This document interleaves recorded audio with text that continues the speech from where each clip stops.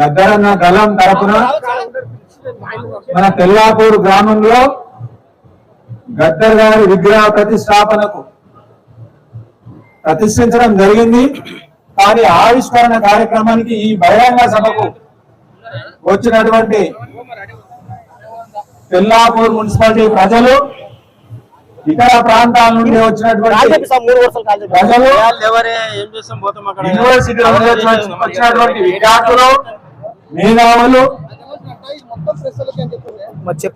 రాబోతున్నటువంటి రాష్ట్ర నాయకులు వారందరికీ కూడా ఈ రోజు ఈ సభా వేదిక తరపున వారికి కృతజ్ఞతలు తెలియజేస్తా ఉన్నాం. ఒక విషయం మనం గమనించాలి, ఇక్కడ తెలంగాణ రాష్ట్రంలో ఎక్కడా లేనటువంటి గద్దర్ విగ్రహాన్ని తెల్లాపూర్ ప్రాంతంలోనే ఆవిష్కరించడానికి కారణాలేంటి? మనందరం ఇక్కడ ఉన్న వాళ్ళందరం కూడా ఒక్కసారి బాగా ఆలోచన చేయాలి. మరి తెలంగాణ ప్రాంతంగా గద్దర్ గారు చేయనటువంటి పోరాటాలు లేవు. విప్లవ ఉద్యమాలు కానివ్వండి, సామాజిక విప్లవ ఉద్యమాలు కానివ్వండి,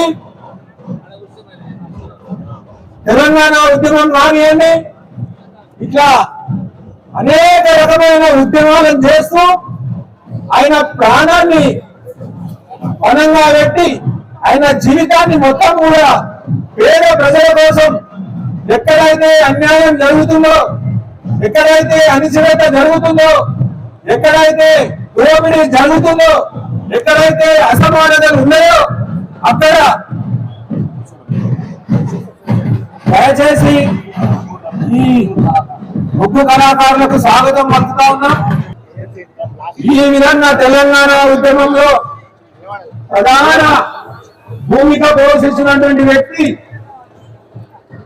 మనందరికీ కూడా తెలుసు.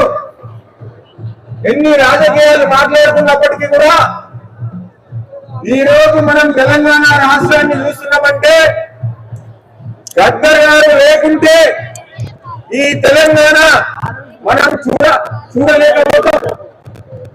ఎందుకంటే మనం ఇక్కడ గుర్తు చేసుకోవాల్సిన అవసరం ఉంది. మరి గతంలో పెద్దలు కేసీఆర్ గారు ఉద్యమం చేస్తున్న క్రమంలో నిరాహార దీక్ష కూర్చున్నప్పుడు ఆయన నిరాహార దీక్ష విరమించడానికి సిద్ధమై నిమ్మరసం తాగిన సమయంలో గద్దర్ గారు ఒకటే ప్రశ్న, అయ్యా నువ్వు నిరాహార దీక్ష ఎందుకు కూర్చున్నావు? నీ డిమాండ్స్ ఏంటి? ప్రత్యేక తెలంగాణ డిమాండ్ మీద కూర్చున్నావు, మరి మధ్యలో ఎట్లా నీ నిరాహార దీక్షను ఎట్లా విరమింపజేస్తావు అని ఉస్మానియా యూనివర్సిటీ తరపున ఆయన ప్రశ్నించిన రోజు మొత్తం యూనివర్సిటీ ప్రాంతాలన్నీ కూడా, తెలంగాణ ప్రాంతంలో ఉన్నటువంటి మొత్తం యూనివర్సిటీలన్నీ కూడా పప్పు మన వండితే మళ్ళీ ఆ మన నిరాహార దీక్షను వెనక్కి తీసుకొని మళ్ళీ దాన్ని కొనసాగించడం జరిగింది. ఆ రోజు ఒకవేళ గద్దర్ ప్రశ్నించకుంటే మనకి తెలంగాణ ఈ రోజు కనిపించేది కాదు. అలాంటి వ్యక్తి విగ్రహాన్ని ఇక్కడ తెల్లాపూర్ గ్రామంలో ప్రతిష్ఠిస్తున్నామంటే మరి తెల్లాపూర్ గురించి కూడా మనం కొన్ని విషయాలు ఇక్కడ మాట్లాడుకోవాల్సిన అవసరం ఉంది. మరి ఎక్కడా లేకుండా తెల్లాపూర్ గ్రామంలోనే ప్రభుత్వాలు కానివ్వండి, మహా మేధావులు కానివ్వండి, పెద్ద పెద్ద రాజకీయ పార్టీలు కానివ్వండి, ఎవరు కూడా చోటు చూపించకముందే తెల్లాపూర్ గ్రామంలో గద్దర్ గారి ఆవిష్కరణకు పునాది వేయడం జరిగిందంటే తెల్లాపూర్ గ్రామానికి గద్దారుకున్న ఆవిష్కరణ, గద్దారుకున్న సంబంధం ఒకసారి గుర్తు చేయాలి. టైం అనేది ఇక్కడ చెప్తా ఉన్నారు, కాకపోతే చెప్పాల్సిన అవసరం ఉన్నది. కాబట్టి ఇక్కడ ఏదైతే ఈ ప్రభుత్వానికి 224 ఎకరాలు ఆ రోజు గవర్నమెంట్ స్వాధీనం చేసుకున్నారో దానిలో ఆ ఉద్యమంలో ప్రధానంగా తెల్లాపూర్ గ్రామస్తులందరూ కూడా భాగస్వాములు. అందులో భాగస్వాములు కావడానికి ప్రధానంగా గద్దర్ గారి పాత్ర ఏ విధంగా ఉందంటే, గతంలో తెల్లాపూర్ లో నవభారత యువజన సంఘం ఏర్పాటు చేసి తెల్లాపూర్ లో యువతను చైతన్యపరిచినటువంటి ఆ స్ఫూర్తితోనే ఇక్కడ భూ పోరాటం జరిగి 224 ఎకరాల భూమిని ప్రభుత్వానికి ఇవ్వడం జరిగింది. ఆ రోజు ప్రభుత్వం కళ్ళు మూసుకున్నప్పటికీ కూడా ప్రభుత్వాన్ని కళ్ళు వేర్పించి 224 ఎకరాల ప్రభుత్వ భూమిని ప్రభుత్వానికి అప్పచెప్పడం జరిగింది.